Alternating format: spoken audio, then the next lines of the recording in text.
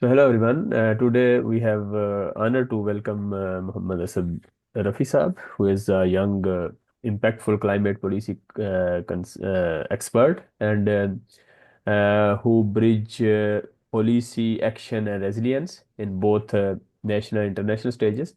So thank you very much, Rafi Saab, for joining this session and definitely, your leadership in climate strategy and disaster recovery and governance makes this truly valuable session for all of us. So, thank you. And first of all, my question will be what motivated you to pursue this career in climate policy and international relations?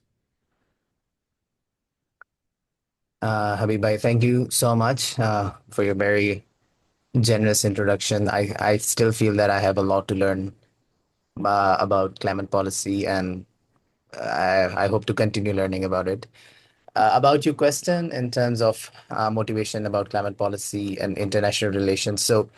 Um, I think first my interest was developed in international relations. I did my bachelor's uh, in international relations back in uh, I graduated in 2018.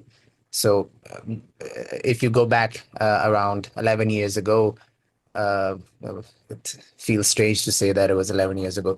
Uh, so one of my interests was international relations was because I was always interested in the work, like any student that is interested in IR, is the work that is done by the institutions like the UN, or how the think tank works, like you have the Brookings in Pakistan, you have different like ISSI and all of the think tanks. So the policy work that they used to do, because they're trying to find solutions to international problems, national problems, which are crucial for development.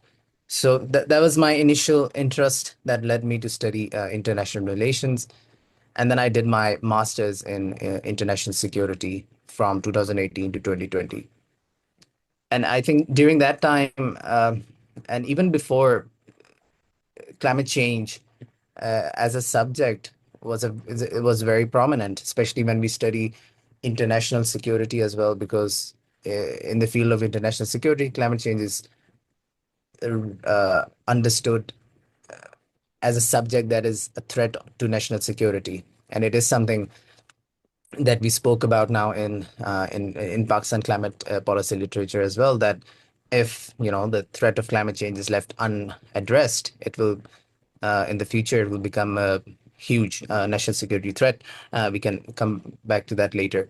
So when studying international security, that's when I developed a more interest in climate change, as to how, because that's the threat that you can see in 20, 30 years it will become the biggest security threat for countries if we are not going to address it. So that's what motivated me, that that this is the biggest problem, and this is the problem that my generation and the generation that is to come, whether it's my kids and your kids and other people's kids, will be facing the threat, the impacts of climate change. So what motivates me is to do my part in whatever way to make a better future for my children and for their children to come. Very nice. That's nice. And Ravi sir, one thing, if I want to ask you, I mean, what are the biggest climate gaps you can say that you observed during the crisis gap analysis or something like that? Yes. I when in my time as a consultant with the World Bank, so that was one of the reports that I got to work on, and I think in that, one of the biggest gaps that you can see in terms of Pakistan that often comes up is the issue of data, is the understanding what is the threat that we are facing. So for instance, when let's say that our PMD or the our meteorological departments, they issue an advisory, and the advisory tells you that tomorrow the weather will be like this, it will be extreme, so take care. But what is it's not telling you is that the impact of that weather, in terms of where exactly will it happen, who will it impact and how. So even the advisories are very technical to understand. So it was the idea that in the crisis preparedness or CPGA that there's a major gap in understanding what kind of threats we are facing. We have a better understanding of maybe threats in more developed provinces like maybe in Punjab and in parts of Sindh, but in Balochistan and in KP, because the radar coverage of let's say our PMD and having those early warning systems and everything else and weather stations, so that coverage is missing in Pakistan right now. So in that was one of the things that we were not really looking at understanding resilience in it. So the idea of crisis preparedness gap assessment was to look at the preparedness of the country in terms of if it's faced by a hazard, what is their preparedness? Can they address that disaster or not? So from that, we understood what we came across was that lack of coordination that exists between the federal and the provinces is always an issue. One successful example that I know of coordination was when there was Cyclone Biparjoy, I think back in 2023. So, the Federal Ministry of Climate Change and the NDMA, they were working closely together. They were also working with different PDMAs and other departments as well to make sure that evacuations are done in time. But that's one isolated example. Uh, there are a lot of other times when that coordination does not exist, which leads to, slow delivery. And unfortunately, oftentimes it can lead to you know a disaster can turn into a humanitarian disaster as well. So coordination is a key gap. Not having enough data is a major gap as well, because if you don't know the problem that you're facing, how are you going to solve it? So it's important to have the data that you need in terms of where the resilience gaps are, what are the threats to those gaps, and how do you address it. Yes, the coordination is the problem, the data. But Asaf, how about the World Bank data? The World Bank is sharing the data on the websites.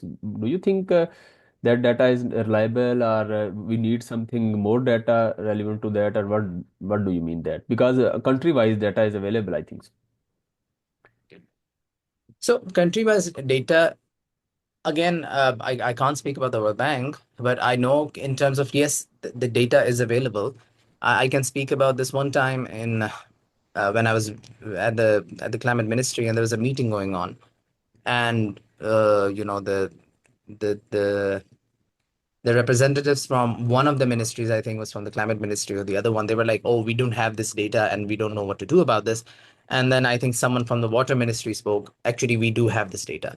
uh, you know so again, what that made me realize is that how our different ministries, one have the data, other one doesn't have it, but they need it. So what it tells you is that, different ministries, they might be trying to solve a same problem, but they're working in silos. The data sharing, it's one thing that we speak about in terms of provinces and federal, that's your um, a vertical coordination, but the other thing is horizontal coordination between different ministries as well. So it's that data sharing between those ministries as well. And oftentimes they think that data is something so sacred that they have to keep it hidden from everybody else and not share it with their colleagues as well. So that can eventually become a problem too.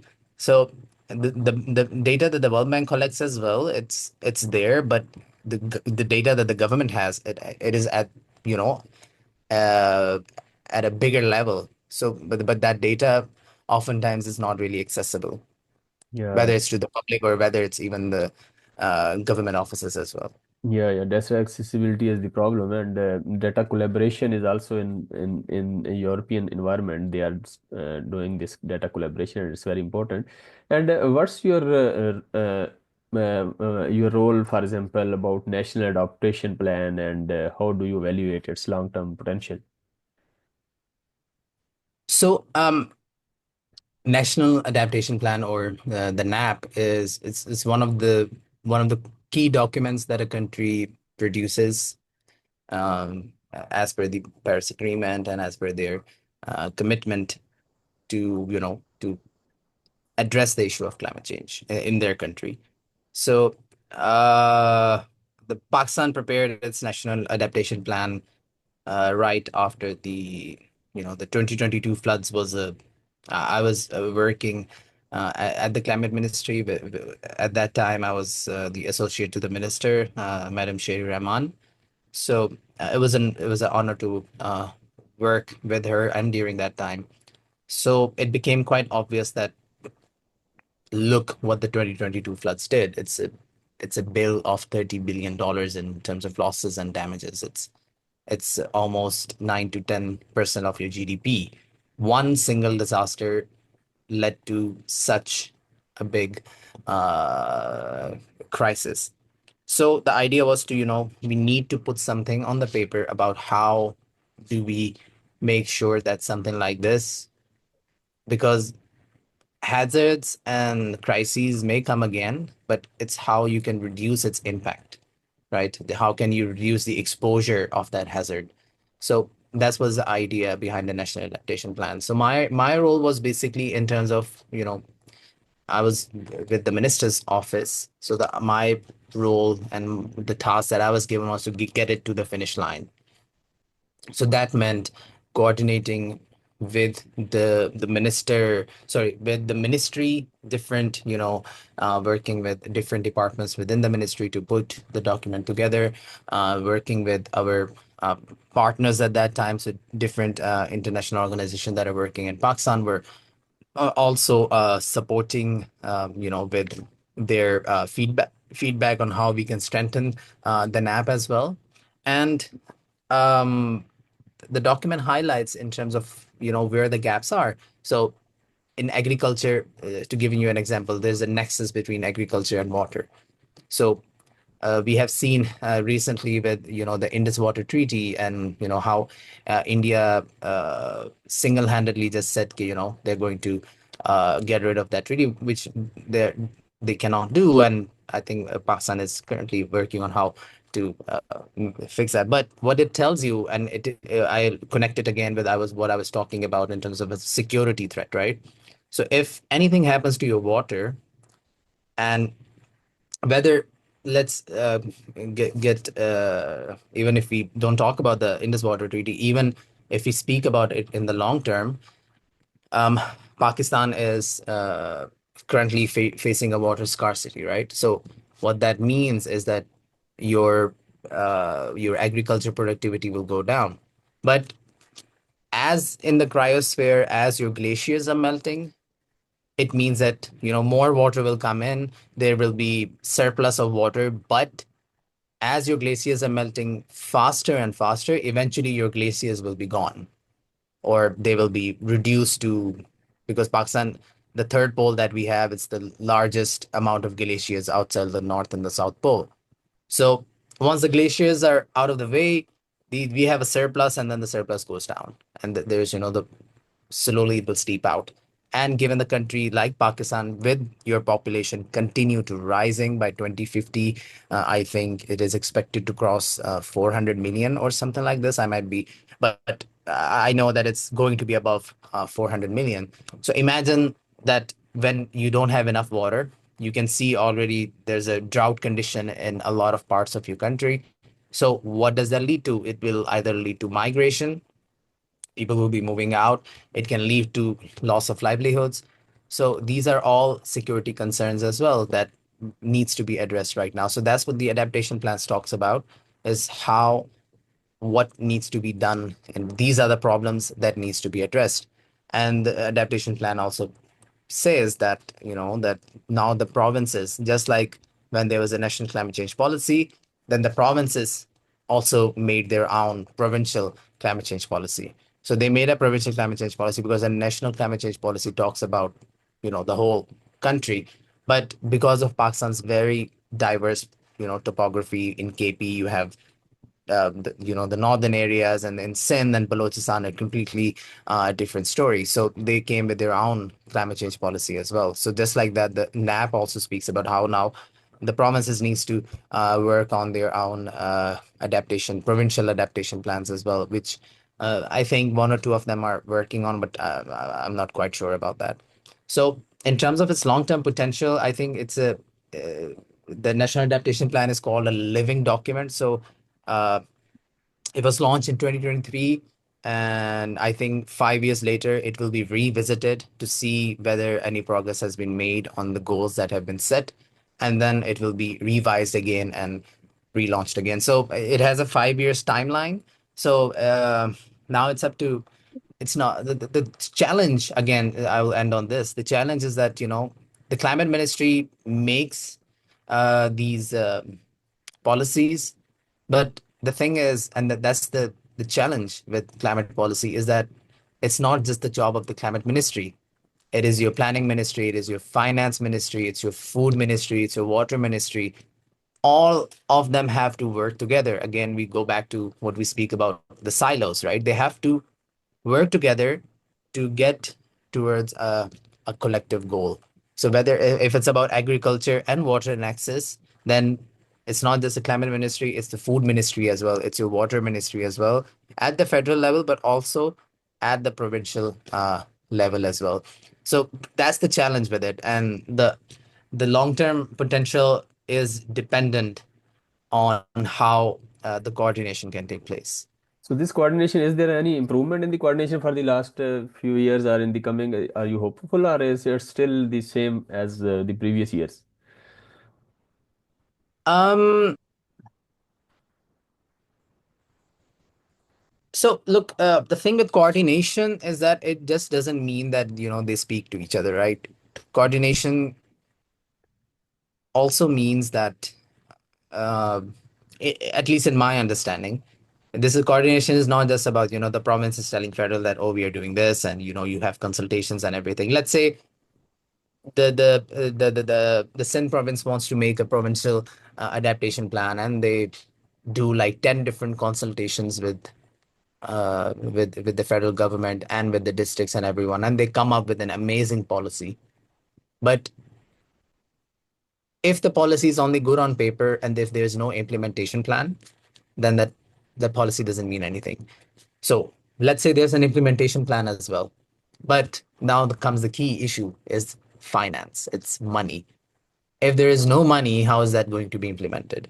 So the key behind coordination is that it's one of the biggest issues that comes up when we speak about, a very ambitious policy has been made at the national level, but we don't see much happening. So the problem becomes governance and finance. So by finance here, I'm not right now speaking about climate finance. I'm speaking about the money being going down to the provinces, from provinces it going down to the districts, because adaptation mitigation can happen at the national level or maybe even at the provincial level, but adaptation is something that happens at the local level. It starts building from the local level and it Yes, comes up. I got your point. And if what are the challenges? I mean, for the policy implementation in climate vulnerable regions like Balochistan, or you can say the Sindh, something like that. So again, I think in Balochistan and Sindh, I want to be careful that I'm not an expert on those regions, but from some of the projects or some that I've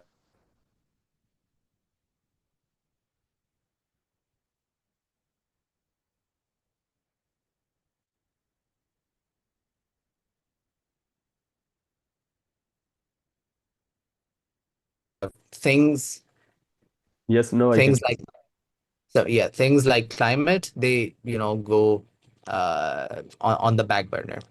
So now the idea is that how do you address climate at the same time while you're pursuing your development goals as well. This is one of the things that the World Bank speaks about as well, that climate is not something in its own. When you're trying to achieve your development goals, you can focus on how you can do that in a resilient manner. So development that is resilient also means that you're also trying to pursue your climate goals as well.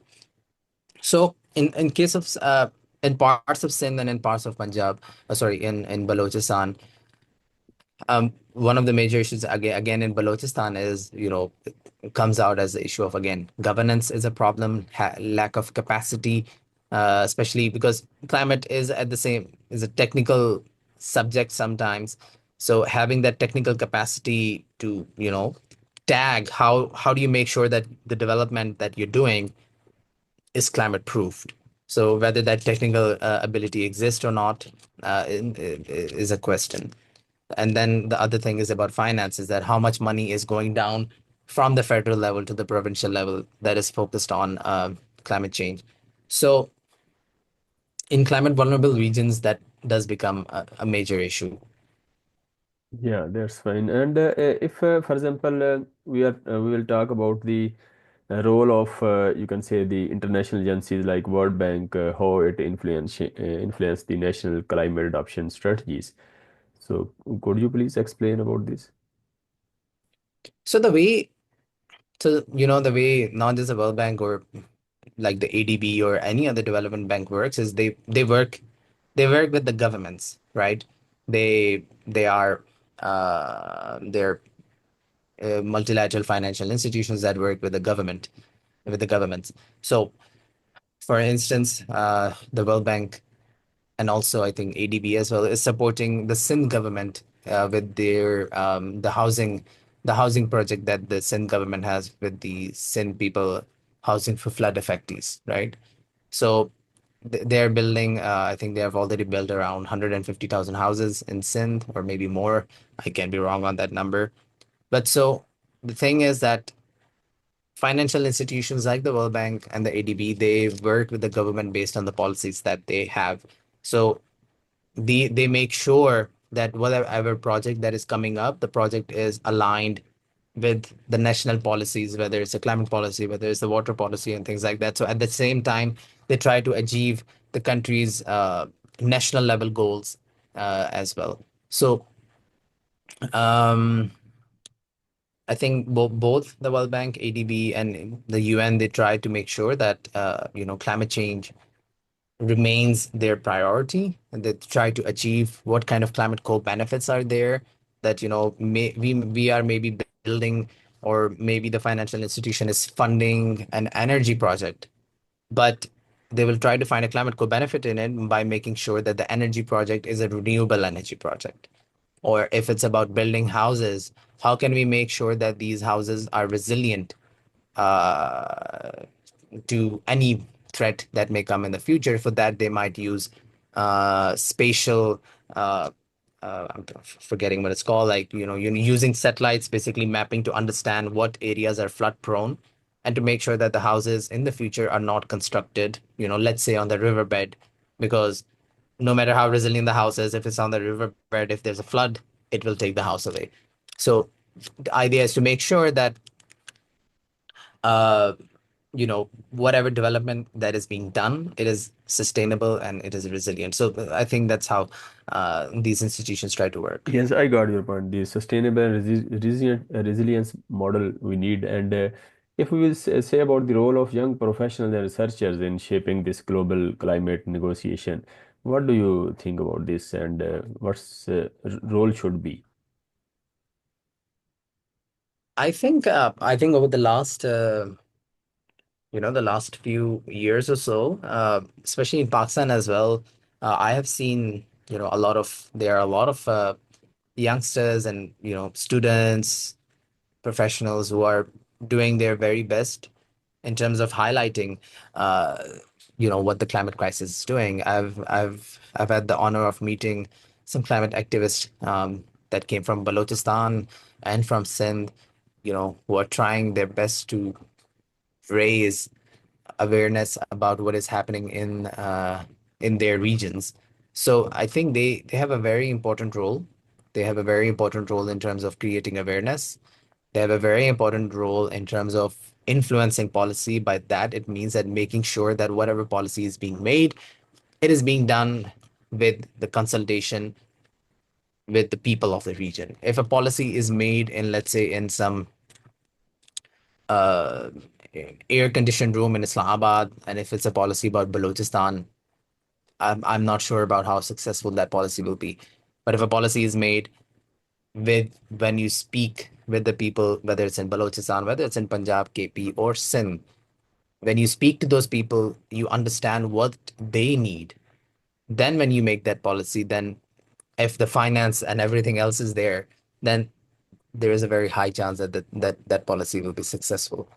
So I really think that, the young professionals that are focusing on being climate advocates are really important. But at the same time, I also think it's important that climate should not be seen, or creating climate awareness should not be seen as something, for that is a hot topic nowadays, and it should not be treated as something that can get you more likes on your social media posts or something like this. You should be doing this for And with a genuine yeah, intention. So I think that's important, but at the same yeah. time, I do commend, and I will further say that we need more people on to work on this. Yeah, so to need more people, let's end this session with this last question. For example, we need more people. So, what advice do you have for the students who are aiming to work in this global environment policy and development? Um, Advice to students, like something, for instance, if someone has given me that advice, is that that you you have to be flexible in when you are starting your career. You cannot expect that you just got out of the university and you will have you know a cushy job with a very high salary, and you will be working at an international organization. That never happens. I mean, maybe for some people it does happen, I don't know, but for majority, uh, you have to वो इन उर्दू में कहते हैं ना, पापड़ बेलने पड़ते हैं थोड़े से. So Yes. you have to be resilient as Mm, well, that you know there will be hard times, but if you're able to be resilient, if you're able to cope, mm, if you're able to look at the larger picture, that hey, this job is tough. It is. I'm not saying that you should work in jobs that is bad for your mental health, but if you can cope with it, if you're able to uh, you know have the if you have that mental capacity, then cope. And if you're able to see a future that this job can lead somewhere, then carry on with it. But to students studying international relations, or even in climate policy as well, your motivation should be that what are you trying to solve, what are you trying to achieve in the future. And if you have a true intention, and if you just keep on working, I think you will find your way. Because look, I started as an IR student, then after I did my master's, I did my internship with UNESCO first. I was very interested, and I am still, because I think education is the key to everything. So I did my first internship at UNESCO, where I learned a lot about how important education is. Then I came to Pakistan. I was working with Tabad Lab as a foreign policy analyst. So from there, then I even worked on anti-money laundering as a project manager with a UK based consultancy, and then I came into climate change. So you have to be flexible. That it's not that I mean I've started my undergrad and I'm just gonna stay a policy analyst for the rest of my life, or just a researcher for the rest of my life.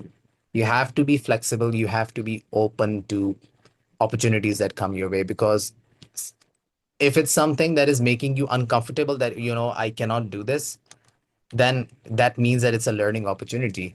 If you're able to do it, then you will learn something that will be valuable. And I'll always try to find mentors. It's try to find people who are willing to guide you on how to move forward, how to go forward.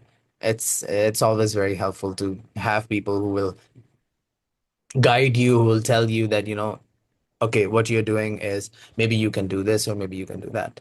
But I think, if just to recap, I would say is be flexible, be resilient, and be open, be be be be open to go out of your comfort zone. very nice. You already summarized this. We have to, if there is an uncomfortableness, it means there is an opportunity in that. We should grab that one, and also we need the mentors. Thank you very much for this session, and definitely your commitment to climate justice, and also we should be flexible for the opportunities as well, as you mentioned. So definitely, it's a meaningful climate action session, and definitely which blends policy, inclusivity, you can say inclusivity, and the global collaboration. Thank you very much, Asad Rafi Saab. Thank you very much for your time, and see you soon, and have a nice time. Thank you. Thank you so much.